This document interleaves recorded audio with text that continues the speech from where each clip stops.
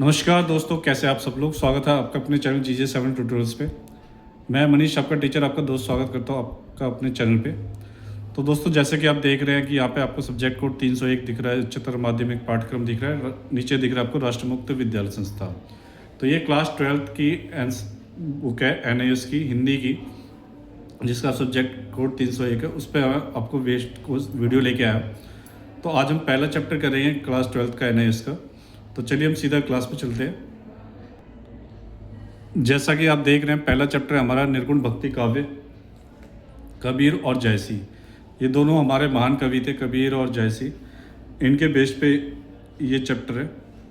और 12th का पहला चैप्टर जो है हमारे कविताओं को लेके हैं। तो चलिए हम सीधा चैप्टर की शुरुआत करते हैं कि हिंदी साहित्य की एक सुदीर्घ परंपरा रही है कि यह एक रोमांचकारी और सुखद यात्रा के समान है। 10वीं कक्षा में आप विभिन्न कालों की रचनाओं को पढ़ चुके हैं।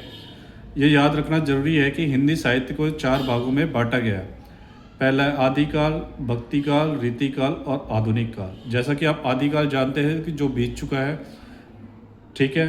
आदिकाल मतलब जो शुरुआती, जब कोई भी सी चीज़ की शुरुआत होती है उसको आदि बोलते। तो आदिकाल जब प्रारंभ था, भक्ति काल जब भक्ति का काल आया, फिर रीति काल जब रीति के हिसाब से देश चलने लगा, फिर आधुनिक काल जो अभी चल रहा है। इस पाठ में हम भक्ति काल के अंतर्गत निर्गुण भक्ति काव्य परंपरा के 2 प्रमुख कवियों के बारे में पढ़ेंगे और चर्चा करेंगे कि अगले पाठ में दूसरी शाखा सगुण काव्य परंपरा को केंद्र में रखा जाएगा। तो देखते हैं, निर्गुण व्यक्ति काव्य परंपरा के अंतर्गत ज्ञान पर बल देने वाले कवियों को ज्ञानाश्रयी शाखा में रखा गया है। यहाँ अंडरलाइन कर सकते हैं कि अब ज्ञान पे बल देने वाले कवियों को, ठीक है। तो इसको किस में रखा गया? ज्ञानाश्रयी शाखा में रखा गया है, जिनमें कबीर प्रमुख है। दूसरी ओर प्रेम पर बल देने वाले कवियों को प्रेमाश्रयी शाखा के अंतर्गत शामिल किया गया है। दूसरे किस पे रखा गया? प्रेम पर बल देने वाले को, जिस पर प्रेमाश्रय में रखा गया है, जिनमें जायसी प्रमुख है। तो ज्ञान पे कौन थे? हमारे कबीर जी। दूसरे और प्रेम पे कौन है? जायसी जी। इन दोनों कवियों की रचनाएं हम इस पाठ में पढ़ेंगे। उद्देश्य क्या है इस पाठ को पढ़ने का? इस पाठ को पढ़कर आप कबीर के काव्य में अभिव्यक्त गुरु की महिमा का उल्लेख कर सकेंगे, कबीर की भक्ति भावना पर टिप्पणी लिख सकेंगे, जायसी के मानवीय प्रेम को ईश्वरीय प्रेम के रूप में व्याख्यायित कर सकेंगे, कबीर और जायसी के काव्य के भाव सौंदर्य एवं शिल्प सौंदर्य की सराहना कर सकेंगे। तो सबसे पहले हम देखते हैं कबीर, मूल पाठ है। सब दोहा पढ़ लेते हैं कि सतगुरु की महिमा अनंत, अनंत किया उपगार, लोचन अनंत उगाड़िया, अनंत दिखावन हार। ठीक है। तो सतगुरु की महिमा अनंत है, अनंत किया उपगार और लोचन अनंत उगाड़िया, अनंत दिखावन हार। ये आप देख सकते हैं हमारे कबीर जी हैं। और दूसरा है हमारा कि लाली मेरे लाल की जित देखो तितलाल, लाली देखन मैं गई, मैं भी हो गई लाल। ठीक है। तो ये तो दोनों दोहे थे। तो चलिए सबसे पहले हम पढ़ते हैं कि पहले दोहा क्या कह रहा है। कि आइए इन दोनों का विस्तार से समझते हैं। पहला है सतगुरु की महिमा अनंत, अनंत किया उपगार। इस लाइन से जैसा कि आप समझते हैं कि सतगुरु की जो महिमा है, सतगुरु मतलब जो हमें शिक्षा देते हैं, भगवान सबसे ऊपर, उनकी महिमा सब अनंत है।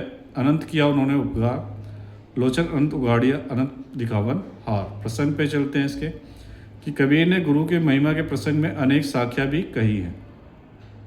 ठीक है। अनेक बातें कही है जिनमें गुरु को ज्ञान का स्रोत और ईश्वर के समान या कभी कभी ईश्वर से पहले माना गया है।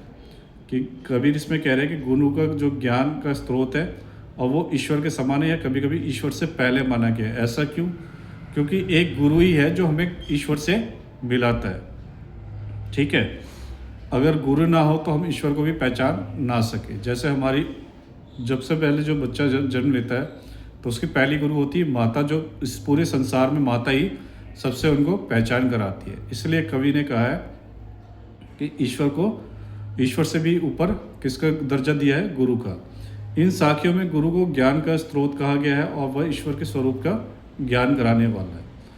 तो अब चलिए व्याख्या पे चलते हैं। कबीर कहते हैं कि सतगुरु की महिमा का वर्णन शब्दों में नहीं किया जा सकता, क्योंकि वह अनंत है, उसकी कोई सीमा नहीं है।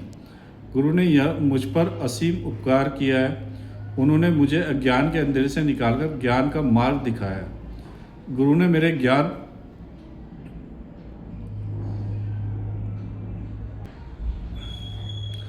गुरु ने मेरे ज्ञान चक्षु खोल दिए हैं और मुझे परमात्मा के सच्चे स्वरूप का दर्शन कराया। सामान्य रूप से हमारी आंखें एक सीमा के बाद नहीं देख पाते, किंतु गुरु के सानिध्य में आने के बाद हमारी दृष्टि व्यापक हो जाती है। ठीक है, हम सही मार्ग पर चल पड़ते हैं, इसलिए गुरु के उपकार असीम है जो कि हमारे जीवन का संतुलित और व्यवस्थित बनाते हैं। कबीर ने गुरु को सर्वश्रेष्ठ स्थान दिया है और उन्होंने अनंत ज्ञान का भंडार माना है। किसको माना है? गुरु को, क्योंकि जो गुरु है उनको ही मैंने अभी बताया था कि गुरु ही है हमारे अनंत भंडार है ज्ञान के। गुरु को सांसारिक बंधनों से मुक्त कराने वाला स्वीकार करते हुए कहा है कि गुरु गोविंद दो खड़े काके लागो पाओ, बलिहारी गुरु आपने गोविंद दियो बताए। एक और आप देख रहे हैं कि दोहा यहाँ पे यूज़ हुआ है, तो इन्होंने यही कहा है कि गुरु गोविंद दो खड़े, मतलब गुरु और भगवान दोनों खड़े हैं, गुरु और ईश्वर दोनों खड़े हैं। काके लागो पाओ, मतलब हम कंफ्यूज है कि हमें किसके पैर को पहले प्रणाम करानी चाहिए, भगवान को या गुरु के। बलिहारी गुरु आपने, तो थैंक यू गुरु जी, आपने गोविंद दियो बताया। ठीक है, गोविंद दियो बताया कि हमें आपने सही मार्ग दिखाया कि पहले गोविंद के पाँव छूने चाहिए, क्योंकि वो गुरु से ऊपर है। ठीक है, तो ये दोनों दोहे एक दूसरे से रिलेटेड है। अगर हमें ईश्वर को पूजना है, अगर हमारे पास गुरु नहीं होते तो हमें पता ही नहीं लगता कि ईश्वर को हमें पूजना है। ठीक है, तो कबीर ने गुरु की महिमा का प्राचीन परंपरा को आगे बढ़ाया तथा गुरु के उपकार को स्वीकार किया। यह सच है कि गुरु ही अपने अनमोल ज्ञान से हमारे जीवन को संवारते हैं, हमें जीवन जीने की कला सिखाते हैं और जीवन की नई दृष्टि देकर माया मोह के जंजाल से मुक्त करते हैं और ईश्वर की परम आनंदमयी भक्ति की और प्रेरित भी करते हैं। ठीक है, आज गुरु शिष्य संबंधों पर नए ढंग से विचार विमर्श की आवश्यकता है। कि कवि कहते हैं कि आज जो है दोबारा से गुरु शिष्य के संबंधों पर नए ढंग से विचार विमर्श की आवश्यकता है। क्यों है? क्योंकि हमें ये देखना है कि आज के डेट में, आज के नए जनरेशन में गुरु और शिष्य का किस तरीके का मेल मिलाप है। कई जगह होता है कि आज शिष्य भी जब पढ़ लेते तो गुरु से ऊंचा दर्जा खुद का सोचने लगते हैं, पर ऐसा नहीं है। गुरु की महिमा जो है, गुरु ने जो उनको पढ़ाया लिखाया, जो उनको ज्ञान दिया, हमेशा उनको ये सोचना चाहिए कि गुरु ऊपर होता है। गुरु को उच्च स्थान का प्रतिष्ठापित करके ही आगे हम चलने से पहले ये देख लेते हैं कि गुरु और शिष्य का बहुत प्यारा दृश्य है। गुरु से आशीर्वाद लेते हुए शिष्य कि शिक्षा के विस्तार, ज्ञान के प्रसार और एक नई ऊर्जावान पीढ़ी का निर्माण करने में सफल होंगे। इसलिए कबीर का संदेश हमारे लिए आज भी प्रासंगिक और उपयोगी है। अब टिप्पणियाँ पढ़ लेते हैं कि कबीर का मत है कि गुरु से ही ईश्वर के स्वरूप का ज्ञान होता है, इसलिए गुरु ईश्वर के समान श्रेष्ठ है। हम सभी माया मोह में फंसे हैं, इसलिए परम सत्ता का एहसास, ठीक है, नहीं हो पाता। क्योंकि हम क्या है, माया मोह में फंसे हैं और परम सत्य का एहसास नहीं हो पाता। ठीक है, हम गुरु की महिमा को पहचान ही नहीं पाते। उसके लिए दिव्य दृष्टि की आवश्यकता होती है। तुलसीदास ने भी गुरु महिमा के संदर्भ में लिखा है कि गुरु बिन भवनिधि तरे न कोई, जो बिरचि संकट सम होई। अर्थात कोई शिव और ब्रह्मा जैसे सर्वज्ञ और महाज्ञानी हो ही क्यों ना हो, बिना गुरु के उसकी मुक्ति संभव नहीं है। तो वो कहते हैं कि कोई भी भगवान शिव हो या ब्रह्मा हो, अगर वो भी हो तब भी क्या होता है कि बिना गुरु के वो भी पार नहीं पा सकते। आपने टीवी सीरियल्स में भी देखा होगा कि श्री राम थे या श्री कृष्ण थे, वो भी गुरुकुल गए थे गुरु से शिक्षा लेने। बिना गुरु के ज्ञान के कोई भी शिक्षा पूरी नहीं हो पाती है, क्योंकि एक गुरु ही है हमारी लाइफ को एक अच्छी दिशा में लेके जाते हैं, हमें शिक्षित करके हमें समाज में रहने के लिए और जीवन में आगे बढ़ने के लिए काबिल बनाता है। अनंत शब्द के कई बार प्रयोग में विशेष प्रकार की सार्थकता है। अनंत ईश्वर को देखने के लिए अनंत लोचन नो या व्यापक दृष्टि को आवश्यकता है। गुरु का ज्ञान ऐसी ही दृष्टि प्रदान करता है, अतः गुरु का उपकार भी अनंत है और महिमा या महत्व भी।